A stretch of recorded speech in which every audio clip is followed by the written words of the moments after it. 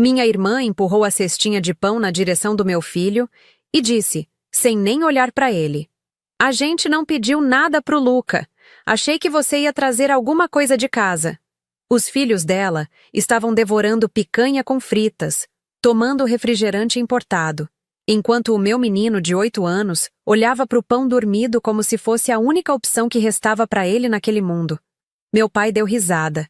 Minha mãe fingiu que não ouviu. E eu sorri. Sorri de um jeito que fez todo mundo naquela mesa parar de mastigar. Porque naquele momento, algo dentro de mim finalmente quebrou. Não foi um colapso. Foi uma decisão. O que aconteceu depois daquele jantar mudou tudo. Mudou a forma como eu via minha família. Mudou a forma como eu me via. E expôs verdades que a gente fingia não enxergar há mais de 30 anos.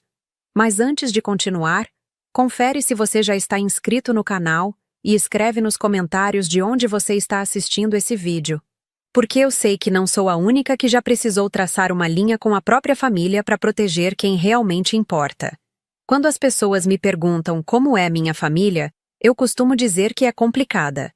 É mais fácil do que explicar que cresci numa casa onde minha irmã mais velha, a Renata, era tratada como uma princesa de porcelana, enquanto eu era o móvel que ninguém notava até precisar de alguma coisa.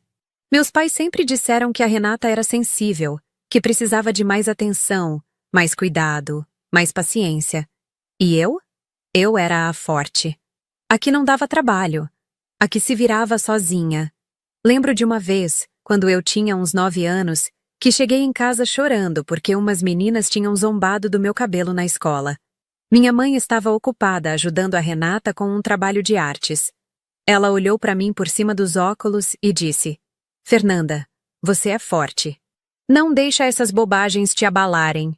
E voltou a recortar papel crepom. Naquele dia, eu aprendi que minhas lágrimas não valiam a mesma coisa que as da minha irmã. Hoje eu tenho 36 anos. Sou mãe solo do Luca, meu filho de 8 anos. Ele é um menino quieto, daqueles que observam tudo e falam pouco. Às vezes eu olho para ele e vejo tanto de mim que dói. A mesma cautela, a mesma forma de medir as palavras antes de soltar. A mesma sensibilidade escondida debaixo de uma camada de silêncio. Trabalho como coordenadora administrativa numa escola particular em Campinas, interior de São Paulo. Não é um emprego glamuroso, mas paga as contas, mantém o plano de saúde do Luca em dia e me dá estabilidade. Depois de tudo que passei no casamento, estabilidade virou a coisa mais importante do mundo para mim. Me separei do pai do Luca quando meu filho tinha 4 anos. O Rafael não era violento, não bebia, não me traía. Ele simplesmente sumiu. Acordou um dia, disse que não estava feliz, que precisava se encontrar, e foi embora para Florianópolis atrás de um sonho de virar instrutor de surf. Até hoje ele manda R$ 200 por mês de pensão, quando lembra. O Luca nem pergunta mais por ele. Meus pais moram em Valinhos, a 20 minutos de carro da minha casa. O mesmo sobrado de sempre, com o mesmo sofá de couro marrom, a mesma toalha de crochê da minha avó em cima da televisão. Meu pai se aposentou do banco há 5 anos e agora passa os dias assistindo o jornal e reclamando do governo. Minha mãe ainda faz as mesmas receitas de sempre. Ainda fala baixo quando meu pai está nervoso. Ainda age como se manter a paz fosse mais importante do que manter a verdade. E a Renata? A Renata é a filha dourada que nunca perdeu o brilho. Casou com o Marcos, um cara que trabalha com importação e exportação. Seja lá o que isso significa de verdade. Eles moram num condomínio fechado em Vinhedo. Têm 2 filhos, o Pedro de 12 anos e o Gustavo de 10. E vivem postando foto de viagem no Instagram. A Renata nunca trabalhou um dia na vida. Ela diz que cuida da casa e dos filhos. Mas eu sei que ela tem diarista 3 vezes por semana e motorista de aplicativo na conta do marido. O engraçado é que, apesar de toda essa vida de princesa, a Renata sempre precisou da minha ajuda. Quando o Marcos ficou sem trabalho por 6 meses, há 2 anos, fui eu que paguei a escola particular dos meninos para não perderem o ano. Quando a Renata precisou de um dinheiro para não sei qual procedimento estético, fui eu que emprestei. Quando ela brigou com o marido e ameaçou ir para um hotel, Foi na minha casa que ela ficou por 2 semanas, comendo minha comida e reclamando da vida. Eu nunca vi R$ 1 de volta. E o pior, meus pais acham isso normal. Para eles eu tenho obrigação de ajudar porque sou a forte, a estável, a que não precisa de nada. A Renata é frágil, coitada. A Renata sofre, coitada. A Renata tem nervoso, coitada. Por isso, quando minha mãe me ligou para falar do jantar de aniversário de 40 anos de casamento deles, eu quis acreditar que seria diferente.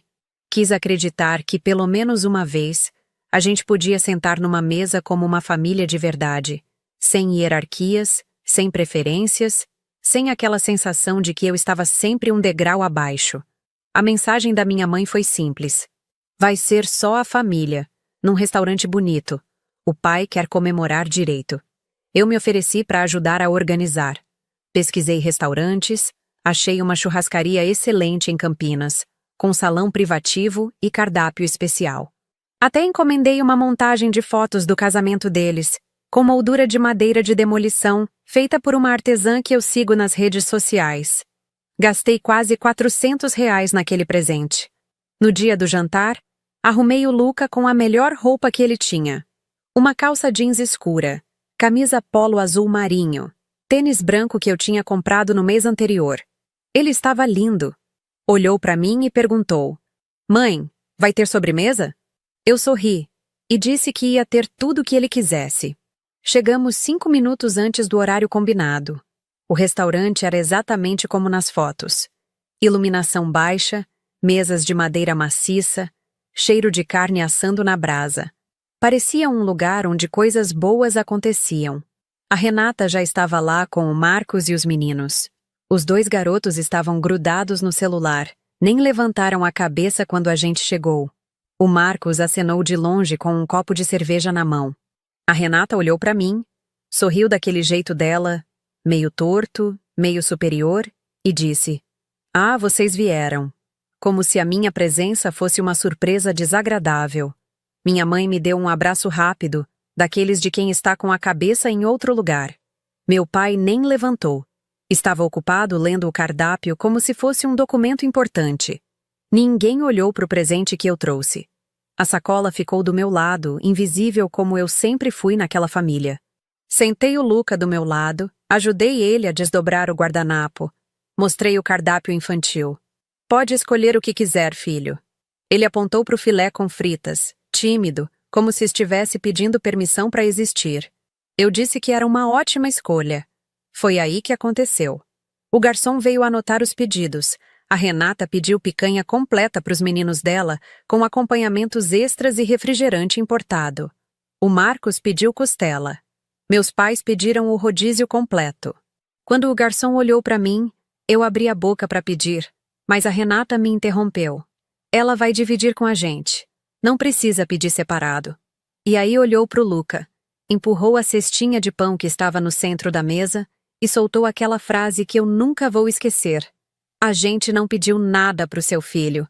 Achei que você ia trazer alguma coisa de casa. Criança é enjoada mesmo, não ia comer nada aqui. Eu congelei. Por um segundo, achei que tinha ouvido errado. Mas aí meu pai deu risada e completou. Devia ter trazido uma marmitinha para ele. O Luca não disse nada. Só olhou para o pão como se fosse um castigo. Os ombros dele afundaram. E eu vi, naquele momento, minha própria infância refletida nos olhos do meu filho. A mesma invisibilidade, a mesma vergonha de existir. Olhei para minha mãe, esperando que ela dissesse alguma coisa. Qualquer coisa. Mas ela estava ocupada ajeitando o guardanapo no colo, fingindo que nada estava acontecendo. Era o que ela sempre fazia. Fingir. Ignorar. Manter a paz a qualquer custo. Mesmo que o custo fosse a dignidade da própria filha e do próprio neto. Alguma coisa dentro de mim mudou naquele segundo. Não foi raiva. Foi clareza. Uma clareza fria, cortante, que eu nunca tinha sentido antes. Era como se todos os anos de humilhação, todas as vezes que eu engoli o choro, todas as contas que eu paguei sem agradecimento, tudo tivesse se cristalizado numa única certeza. Eu não ia mais aceitar isso. Respirei fundo. Coloquei a mão no ombro do Luca e disse, com uma calma que me surpreendeu: Anotado. A Renata franziu a testa, confusa. Meu pai voltou a olhar para o cardápio. Minha mãe continuou fingindo. Mas o Luca me olhou. E nos olhos dele, eu vi que ele tinha entendido. Entendido que a mãe dele não ia mais abaixar a cabeça. Esperei o garçom voltar. Quando ele apareceu para confirmar os pedidos, eu levantei. A cadeira fez um barulho alto no piso de madeira. Todo mundo olhou. Por favor, eu disse com a voz firme. Cancela qualquer pedido que ainda não foi para a cozinha. E o que já saiu, coloca na conta do meu pai. É o aniversário de casamento dele, afinal. O silêncio que se instalou naquela mesa foi ensurdecedor. A Renata abriu a boca, mas não saiu nenhum som. Meu pai largou o cardápio. Minha mãe finalmente parou de fingir e me olhou com os olhos arregalados. E pro meu filho? Eu continuei, olhando direto pro garçom. Traz o filé mignon com fritas, bem passado, e um suco de laranja natural. Pode trazer rápido, por favor. O garçom assentiu e saiu quase correndo. O Marcos pigarreou, claramente desconfortável. Isso era necessário, Fernanda? Eu me virei para ele, calma como água parada. Era sim. Ninguém mais falou nada por um longo tempo. O único som era o dos talheres batendo nos pratos das outras mesas. O murmúrio de conversas distantes. A música ambiente que parecia completamente deslocada daquele momento. A tia Sônia, irmã da minha mãe, chegou atrasada com o tio Valdir. Eles sentaram na ponta da mesa sem entender direito o clima pesado. A tia Sônia me olhou e sorriu. Daquele jeito que ela sempre teve de perceber as coisas sem precisar de explicação. Ela nunca gostou da forma como meus pais tratavam a situação entre mim e a Renata. Uma vez, num Natal, ela me puxou pro canto e disse: Sua mãe ama vocês duas, mas ela ama de jeitos diferentes. E isso não é justo. Naquela época, eu não entendi direito o que ela quis dizer. Agora eu entendia perfeitamente. O jantar seguiu arrastado, tenso, silencioso.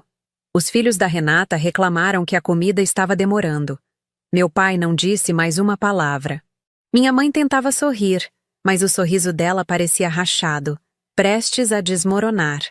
Quando a conta chegou, o garçom entregou direto para o meu pai. Ele olhou o valor, ficou vermelho, mas não discutiu. Pagou em silêncio, com o cartão que ele só usava em ocasiões especiais. Antes de ir embora, eu peguei a sacola que tinha ficado esquecida do meu lado a noite inteira. Tirei o quadro com a montagem de fotos do casamento deles. Era lindo, de verdade. As fotos antigas restauradas, a moldura artesanal, uma declaração de amor que eles provavelmente não mereciam.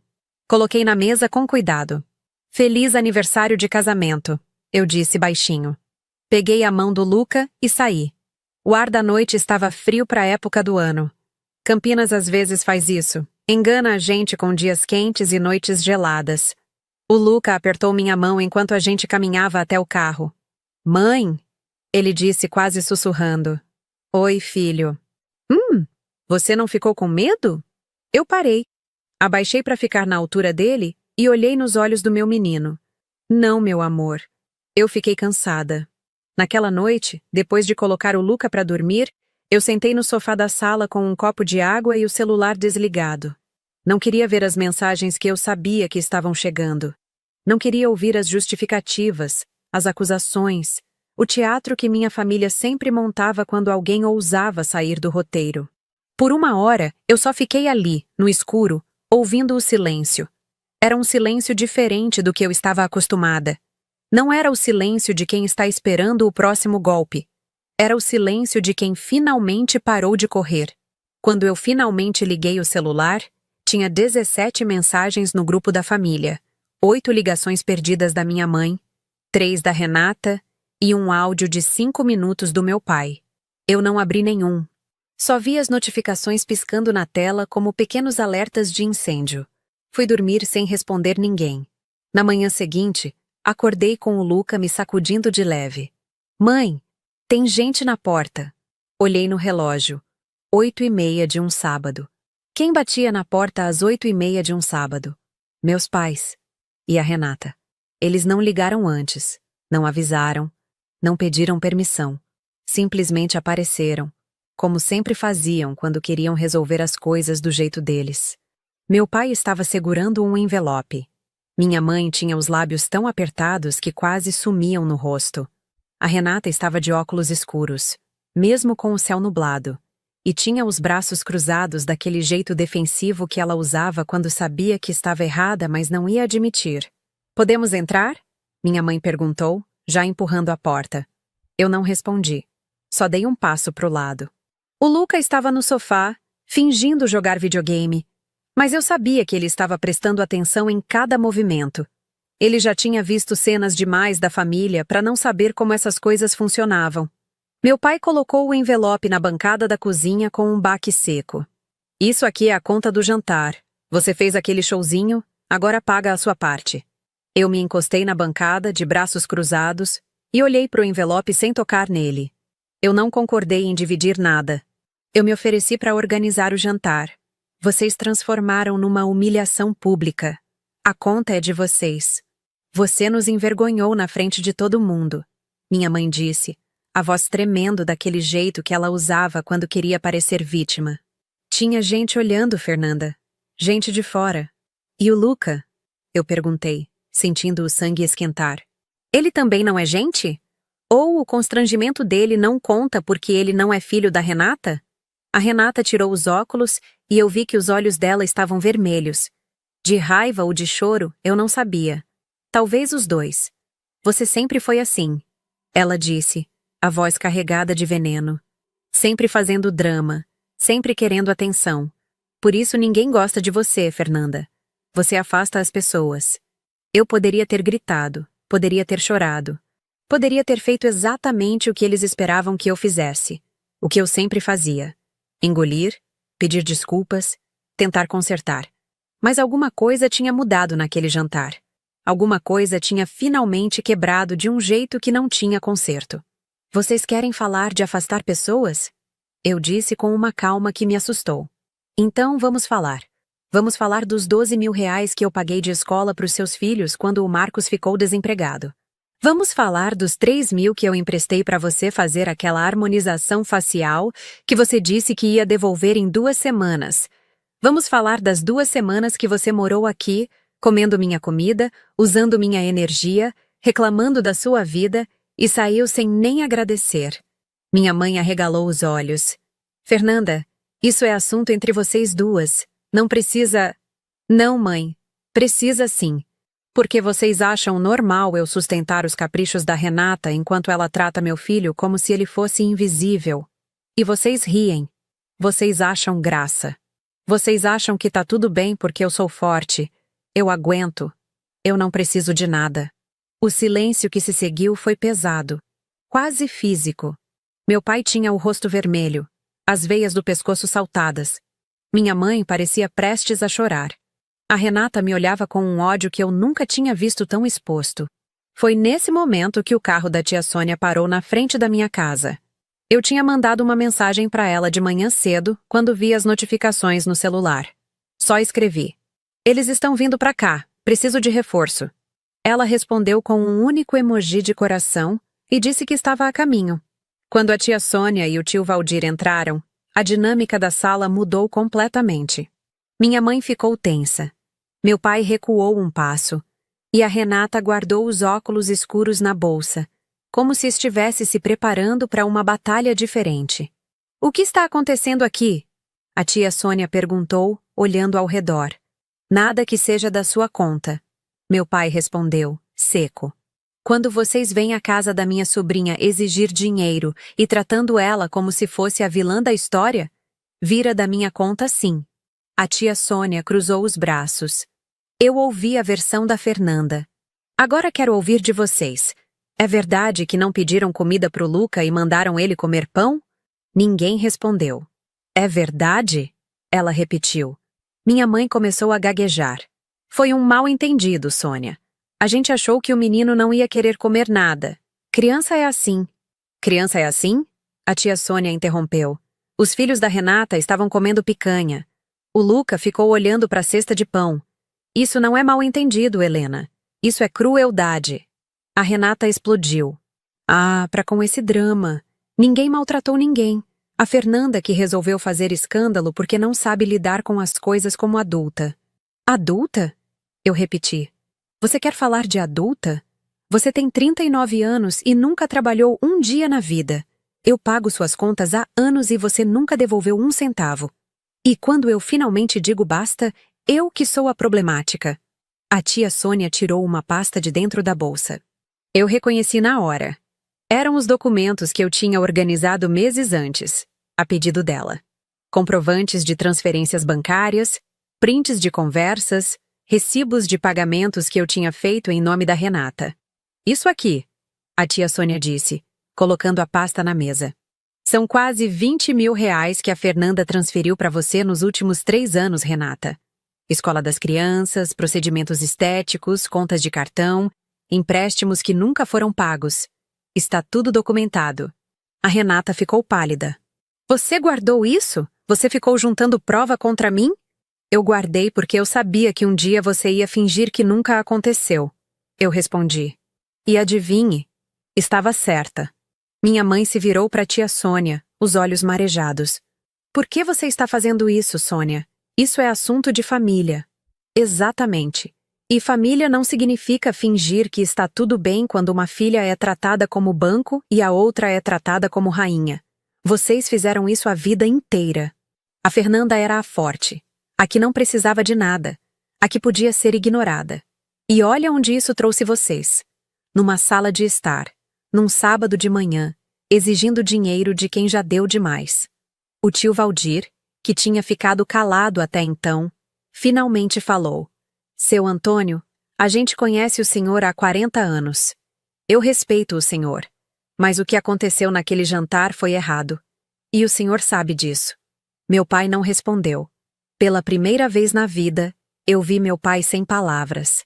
O Luca apareceu na porta da sala, segurando o controle do videogame. Ele olhou para mim, depois para os avós, depois para a tia-avó. Mãe, tá tudo bem? Eu fui até ele, me abaixei e segurei as mãos dele. Tá sim, filho. Os adultos estão conversando. Daqui a pouco acaba. Ele assentiu e voltou pro quarto. Mas antes de sair, ele olhou pro meu pai e disse, com aquela sinceridade brutal que só criança tem. Vô, por que você riu de mim no restaurante? Meu pai não respondeu. Acho que era a primeira vez que o Luca falava diretamente com ele sobre qualquer coisa que importasse de verdade. O silêncio que ficou no ar depois daquela pergunta era o tipo de silêncio que desmascara, que expõe. Minha mãe tentou consertar, como sempre. Luca, meu amor, o vovô não estava rindo de você. Era só uma brincadeira. Não parecia brincadeira, o Luca disse, baixinho, antes de sumir no corredor. Eu me levantei, respirei fundo e encarei meus pais. Vocês ouviram. Do meu filho de 8 anos. A mesma coisa que eu sinto desde que me entendo por gente. A diferença é que ele teve coragem de falar. Eu passei 30 anos fingindo que não doía. A Renata bufou. Ah, para com esse vitimismo, Fernanda. Você sempre foi tratada igual. Igual? Eu quase ri. Quando você reprovou na faculdade, o papai pagou um curso particular para você recuperar. Quando eu passei em 2º lugar no vestibular da Unicamp, ninguém nem me deu parabéns. Quando você se casou, eles deram entrada num apartamento. Quando eu me casei, ganhei um jogo de panelas. Quando o Rafael me abandonou com um filho de 4 anos, vocês disseram que eu devia ter tentado mais. Quando o Marcos ficou desempregado, eu é que paguei a escola dos seus filhos. Isso é igual para você? Minha mãe começou a chorar. Aquele choro silencioso, de quem sabe que está errada, mas não consegue admitir. Meu pai continuava calado, olhando para algum ponto no chão. Eu cansei, eu disse finalmente. Cansei de ser o alicerce invisível dessa família. Cansei de pagar conta e levar ingratidão. Cansei de ver meu filho ser tratado como sobra. A partir de hoje, vocês não contam mais comigo. Não para dinheiro, não para favores, não para fingir que está tudo bem. Meu pai finalmente ergueu a cabeça. Você está exagerando, Fernanda. Uma discussão de família não precisa virar esse circo. Circo? Eu repeti. Vocês aparecem na minha casa sem avisar, me acusam, exigem dinheiro. E eu que estou fazendo circo? Apontei para o envelope que ainda estava na bancada. Podem levar isso embora. Eu não vou pagar. A Renata deu um passo na minha direção. Você vai se arrepender disso, Fernanda. Você vai precisar da gente um dia e ninguém vai estar lá. Precisar de quê, Renata? De ser humilhada? De pagar suas contas? De ver meu filho ser tratado como invisível? Disso eu não preciso. Disso eu estou abrindo mão com o maior prazer. A tia Sônia se aproximou de mim e colocou a mão no meu ombro. Chega. Vocês já ouviram o que precisavam ouvir. Agora é hora de ir embora. Minha mãe ainda tentou dizer alguma coisa, mas a tia Sônia foi firme. Helena, você é minha irmã e eu te amo. Mas você errou. Vocês todos erraram. E a Fernanda não tem obrigação de continuar pagando pelos erros de vocês. Eles foram embora em silêncio. Meu pai primeiro, sem olhar para trás. Minha mãe foi atrás, secando os olhos com as costas da mão. A Renata saiu por último, batendo a porta com força suficiente para fazer a moldura tremer. Quando o barulho do carro deles sumiu na rua, eu sentei no sofá e deixei o ar sair dos pulmões de uma vez. A tia Sônia sentou do meu lado e ficou em silêncio comigo. Você fez a coisa certa, ela disse depois de um tempo. Eu sei, eu respondi. Mas por que a coisa certa dói tanto? Os dias seguintes foram estranhamente calmos. Nenhuma mensagem dos meus pais, nenhuma ligação da Renata, nenhum drama novo. O grupo da família no aplicativo de mensagens ficou silencioso pela primeira vez em anos.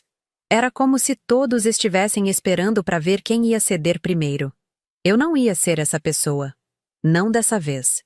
Numa quarta-feira à noite, uma semana depois da discussão, meu celular tocou. Número desconhecido. Eu atendi por reflexo, pensando que podia ser da escola do Luca. Boa noite. Aqui é do Conselho Tutelar de Campinas. Estamos ligando porque recebemos uma denúncia anônima sobre o menor Luca Moreira Santana. Gostaríamos de agendar uma visita para amanhã, se possível. O chão sumiu debaixo dos meus pés. Denúncia? Eu repeti, a voz saindo estranha. Denúncia de quê? Não posso dar detalhes por telefone, senhora. É procedimento padrão. Precisamos fazer uma visita domiciliar para verificar as condições do menor. A senhora estará disponível amanhã às 10 horas? Eu disse que sim. Desliguei o telefone e fiquei parada no meio da sala, com o coração batendo tão forte que eu podia ouvir o sangue nos ouvidos. Não precisava ser detetive para saber de onde tinha vindo aquela denúncia.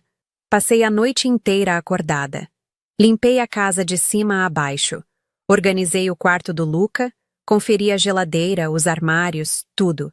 Eu sabia que não tinha nada de errado, que meu filho era bem cuidado, bem alimentado, amado. Mas a ansiedade não obedece à lógica. A ansiedade te faz duvidar de tudo.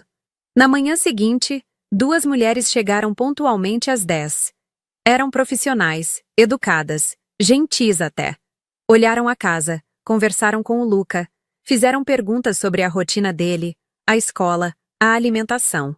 Ele respondeu tudo com aquela calma dele, mostrando os desenhos na geladeira, os livros na estante, o cantinho onde ele fazia a lição. Antes de ir embora, uma delas me puxou para o lado e disse, baixinho, a senhora pode ficar tranquila. Está tudo em ordem.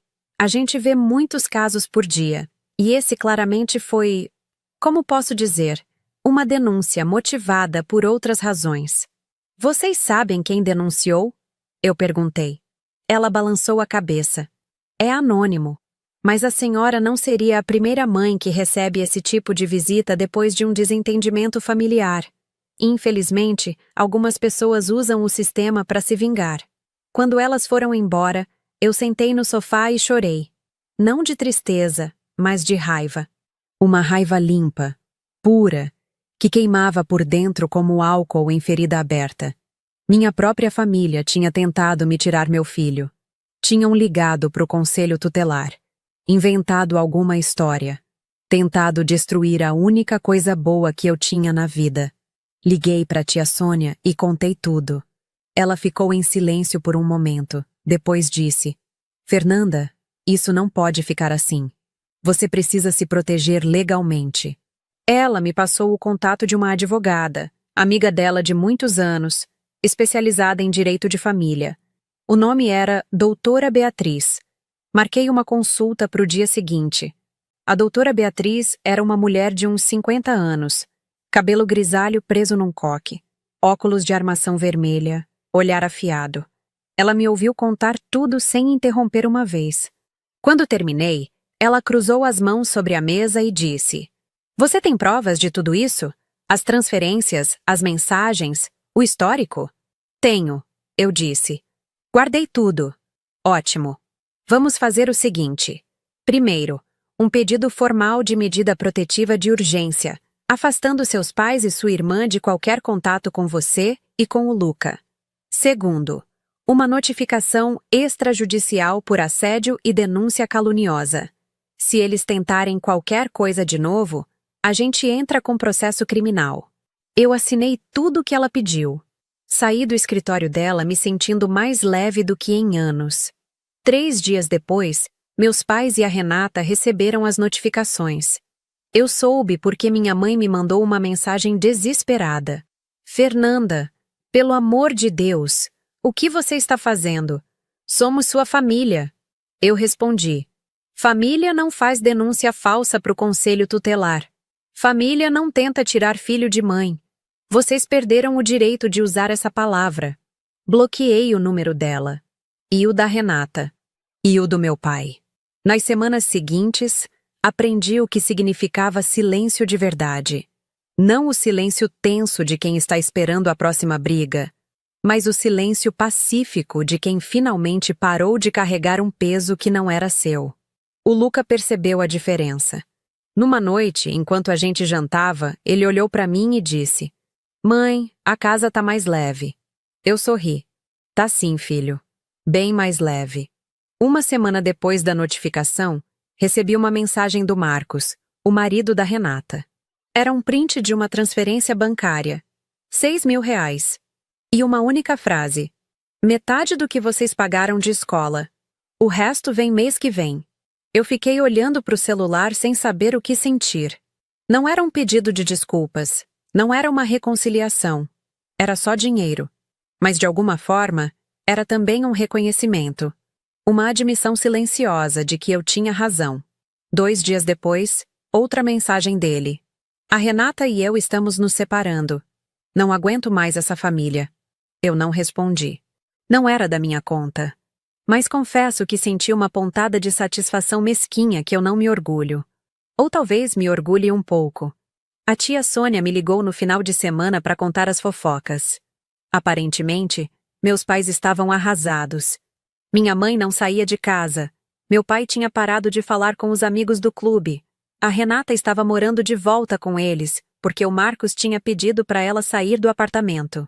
"Eles estão contando para todo mundo que você é ingrata", a tia Sônia disse. "Que você abandonou a família por causa de uma bobagem." "E o que as pessoas estão dizendo?" Eu perguntei. "A maioria está fingindo que acredita. Mas quem conhece a história de verdade sabe quem é quem nessa situação." 2 meses se passaram. A vida foi voltando a um ritmo normal, ou melhor, a um ritmo novo.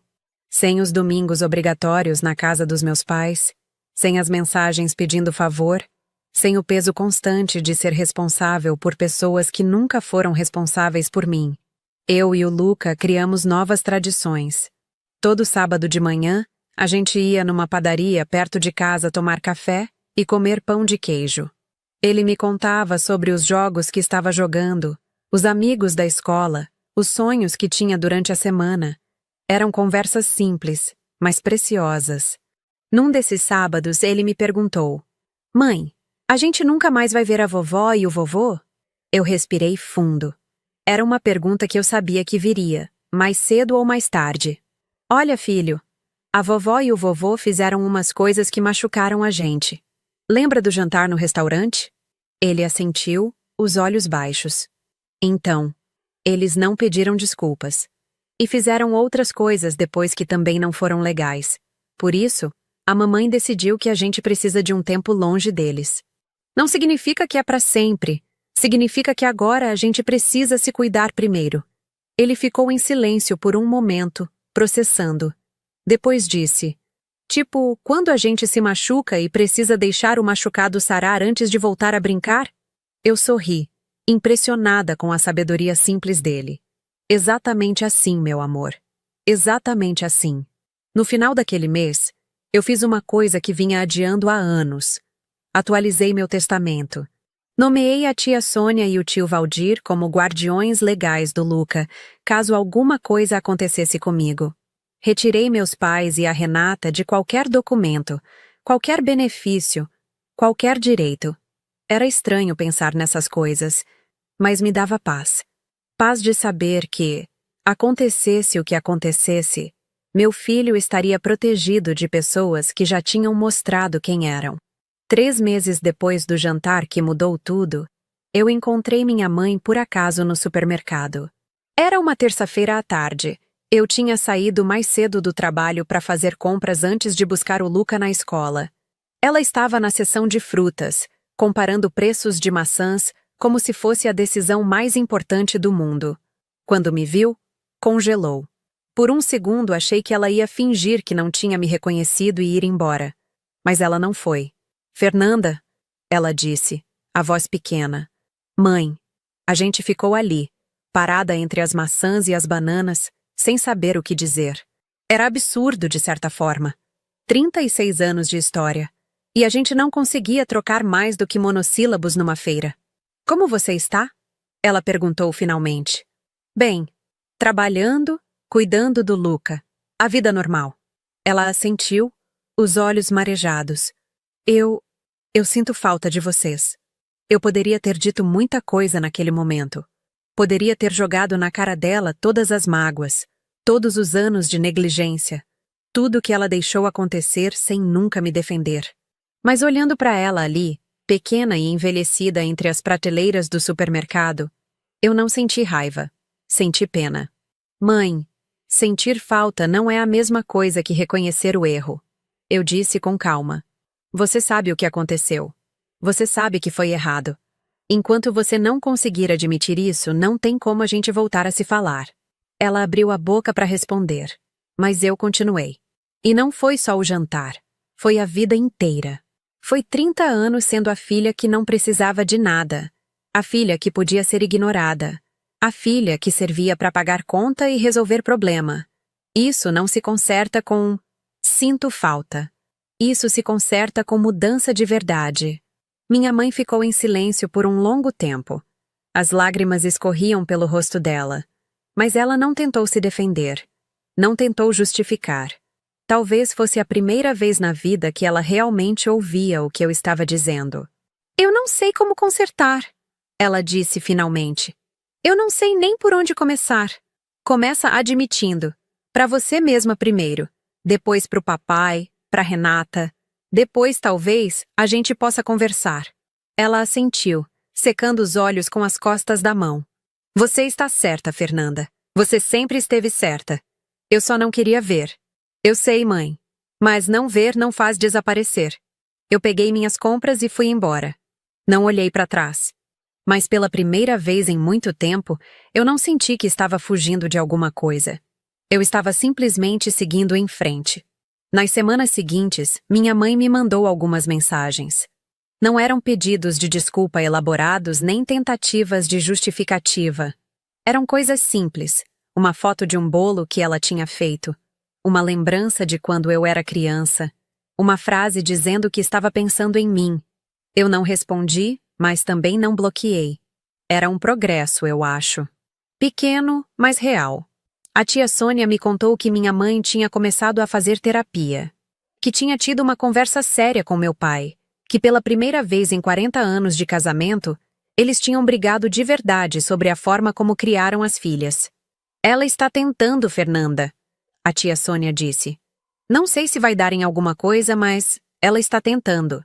Eu sei, eu respondi. Mas tentar não é o mesmo que conseguir. Vou esperar para ver. O primeiro Natal sem minha família foi estranho.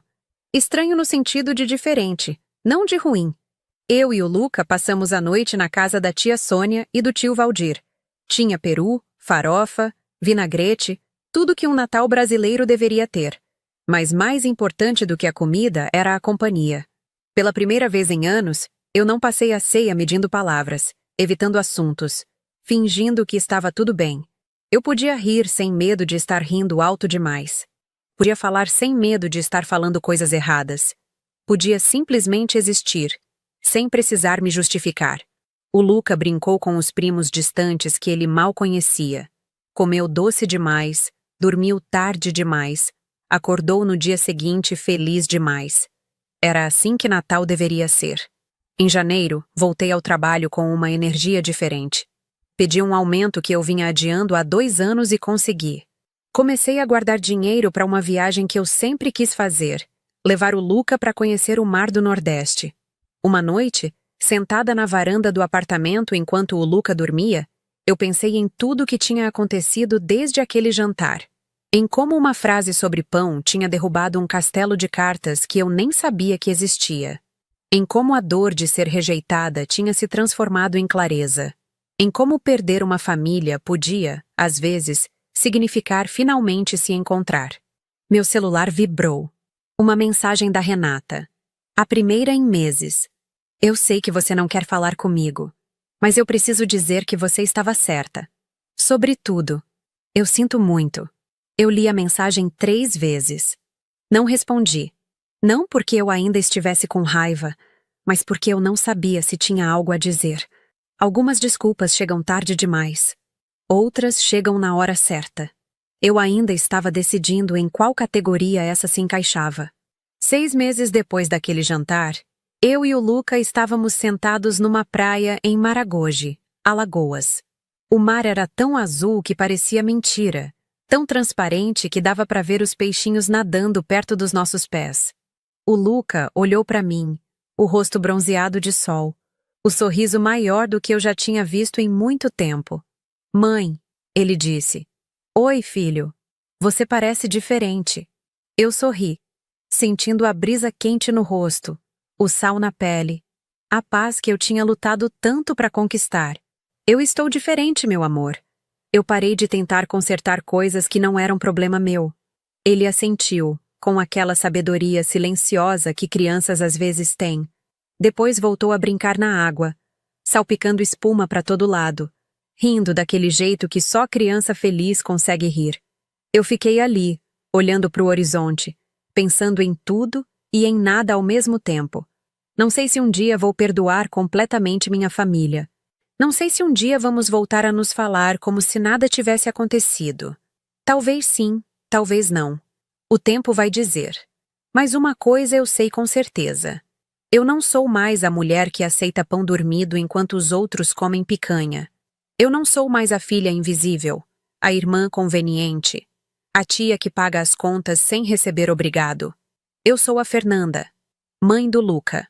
Uma mulher que aprendeu, da forma mais difícil possível, que amor próprio não é egoísmo, é sobrevivência. E se você já precisou traçar uma linha com sua própria família para proteger sua paz, conta aqui nos comentários de onde você está assistindo esse vídeo, porque eu sei que a gente não está sozinha nessa.